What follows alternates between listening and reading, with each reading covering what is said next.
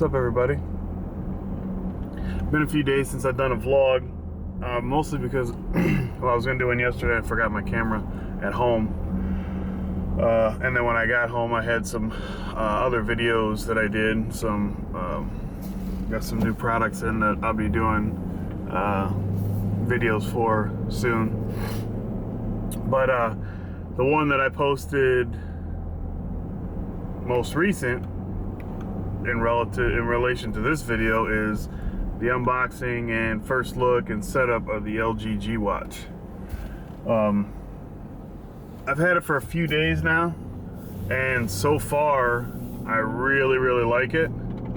I think Android Wear is a huge step from the Galaxy Gear, the first ones, the newest ones, any of them. I really like the Google Play card feel and look to it. Works really well.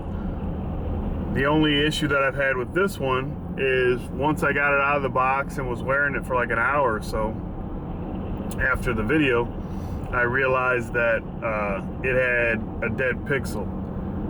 And to me, I've had that on a few different devices, iPhones, iPad. I mean, anything with a screen, you know, is gonna have that issue, potentially have that issue.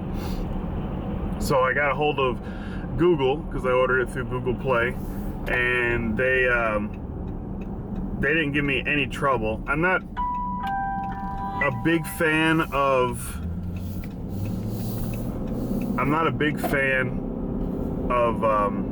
their return policy, or exchange policy, I should say, because I pretty much had to repurchase another watch, and then they're just putting, you know, they put a hold on it, and then they send it to me, and then you send it back, which isn't that big of a deal because I can send it back pretty quick. But they said the hold for the you know, it's $260 by the time you get to shipping.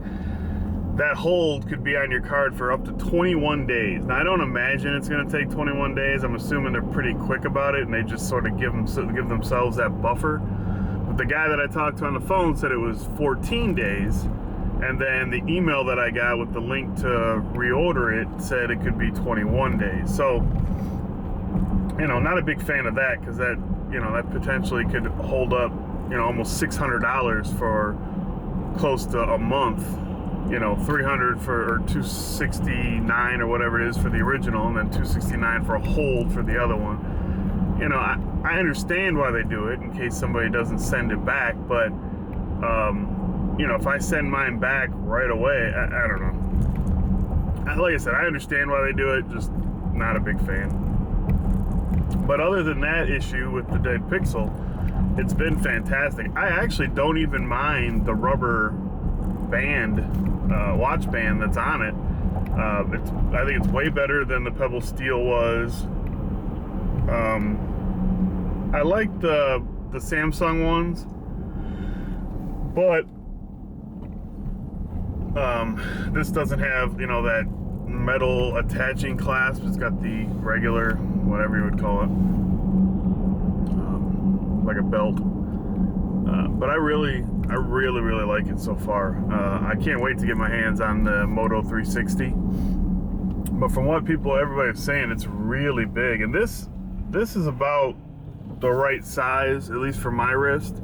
I know the Pebble Steel was too small for me, for my wrist. To me, it just looked like I was wearing like a little kid's watch. That's why I never kept that one.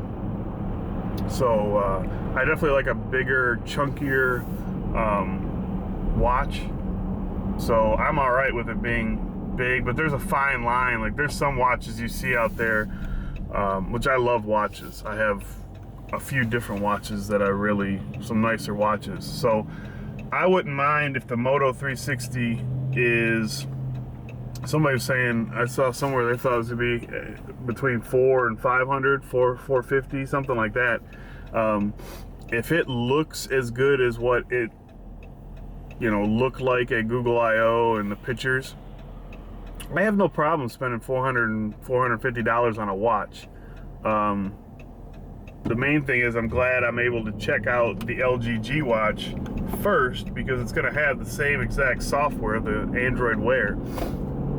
So I'm glad I get to try that out on a lower end watch, which is still $200 and some, but if it is $450, before I jump in on that and the software not be as good, even if it looks fantastic. So the other issue that I had after I did my G-Watch unboxing is I edited it in Premiere, which I've been doing my vlogs for the last couple weeks in Premiere, because there's some things that I really like, and one thing that I really liked is I bought that the Zoom H1, and I plug my video Rode mic into it, and then do my audio that way, and then record audio off the Canon 70D, but then I sync them. And in Premiere, it's super easy. You just highlight both of them, right click, and pretty much put, sync together, and boom, it's done. I don't remember it being that easy and working that well in Final Cut Pro, but I'll probably be going back to Final Cut Pro because it took, I think I put out on Twitter, it took 4 or 5 times, but it probably took me 6 or 7 times to get this video to export. And I spent about, it was just an unboxing video, so it didn't take too long, but I spent a couple hours editing. So I thought I was gonna have to take all the footage and dump it into Final Cut Pro and re-edit. Luckily, I was able to export it, but I had to do some lower quality, lower bit rate to get it to work right. And it wasn't a computer issue or anything like that, I don't think. It just said unknown error, and that was it. But yeah, so I'm thinking about going back to Final Cut Pro. I don't know, to me it's not worth, I've spent so much time, and I've said this before, and then I switched back to Premiere, or tried Premiere again.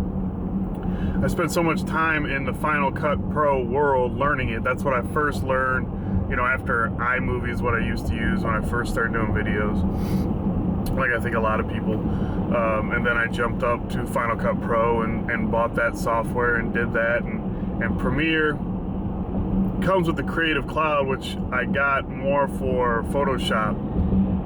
So I don't think I pay any more to have Premiere. So it's no money being lost there. But I don't know. I think I'm gonna go back to Final Cut Pro and just live in that world for a while, because I'm not having much luck with Premiere. And like I said, I'm sure it's something I'm doing. I know it's something I'm doing, but I just don't want to start over again with that learning curve. It's not a big deal doing vlogs in it, because I don't really edit the vlogs. Maybe a little bit. The 4th of July one I did a lot because there was a lot of footage. But like this, I'll edit a few little things out where I'm turning on the camera, turning off the camera, and other than that, putting in, vlog, a little title screen at the beginning. There's not much editing to the vlog, so I haven't had much issue. But when it gets into an unboxing or a review, and there's a lot of footage and things like that, for some reason I'm screwing it up on Premiere. So to save my sanity, I'll probably just keep using Final Cut Pro until one day when I have more time to really dive into the Adobe world. But I know a YouTuber, I'm not sure what his YouTube and Twitter handle are, but Tomas is just last night put a tweet out, which I saw this morning, that he's probably going to start working on a walkthrough for Premiere Pro on his workflow and how he does a video from start to finish. So maybe I'll watch that, and it'll open up my eyes, and I'll realize what I'm doing wrong. And then if that works out, then great, I'll stick with Premiere. But right now, I think I'm going to run back to Final Cut Pro with my tail between my legs. So But yeah, so now I'm waiting for the LG G Watch to show up, the new one, so I can send this one back. Got a few different things in yesterday to review. Trying to think of what else I got coming up. I really would like to get my hands on a LG G3. I'm not sure when that's going to happen, or if it's going to happen. And then the other thing I've been really contemplating, and I was really adamant that I wasn't going to do any 4K video until next year. And my thought process behind that, the reasoning was that nobody has 4K monitors or TV. I mean, people do, obviously, but not enough to justify the cost of upgrading to a 4K camera and everything that entails. But I think it was yesterday morning I saw a tweet. It wasn't directed to me, but it was by Dom from at Mac Mixing, and he made the best point that I guess I never thought about. But he said that you're future-proofing your videos. That if you're recording in 4K now, and 4K becomes like a standard, like 1080 is right now, in 2 years or whatever it is, your catalog of videos for that 2-year span is already in 4K. So if someone goes looking for your channel or your videos, they're already in 4K. Whereas like right now, if you start looking for some in 480, or you see some in 480, more than likely, at least myself, unless it's something I really want to watch, I'm not going to watch. I'm going to move on to something with a higher quality. So I never really thought about that. So now I'm trying to figure out a way to where I could get the Panasonic GH4. I think I may at the end of the month, just to get it to start off, if I can't move my 70D and my lenses, I may try out that Panasonic, I can't remember the name, is it the FZ1000 or whatever it is? It's like a $900 camera. It has a fixed, it's got a fixed lens. You can't change the lenses out, but it's pretty much the size of a DSLR, but it does 4K video. I believe it's the same bit rate as the GH4, but it is, I think the max you can record is 30 frames per second, not 60 or anything like that. You can do like a 720, I think it is, 120 frames, slow-mo, some things like that. But the main thing I'm looking at is the 4K. So I'm thinking about getting that, 'cause it's only $900. It comes out the 27th, so I got a few more weeks to really decide if that's what I want to get. But it would just be my starter camera, and it may end up, once I flip the switch, and if I get, I get that, start doing some videos with that, see the quality. If it's decent enough, then I'll use it until I can move my other camera equipment, or at least save up and get enough money for the GH4 with the lens. The GH4 is like $1,700, and then the lens is like another $1,000. So I mean, it's an investment, more than my Canon 70D and that lens and my 24-105 L lens were. So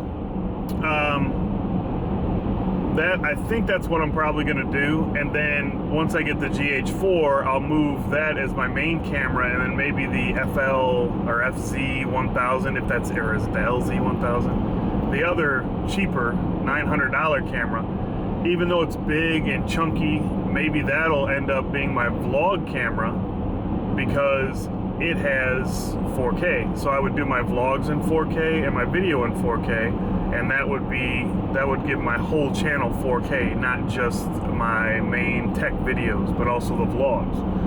So that's my thinking right now. So I don't know if you guys have any thoughts on 4K or the Panasonics, the Panasonic cameras. Leave me a comment down below, because I'm curious on anybody's thoughts. Because I'm trying to gather as much data as possible to make a good informed decision. But I'm pretty sure that's the way I'm going to go. Also, anybody's interested in a 70D and some lenses, leave me the comment down below, or direct message me on Twitter or something. But anyways, I will see you guys in the next video. Appreciate you guys watching. and I'll see you soon.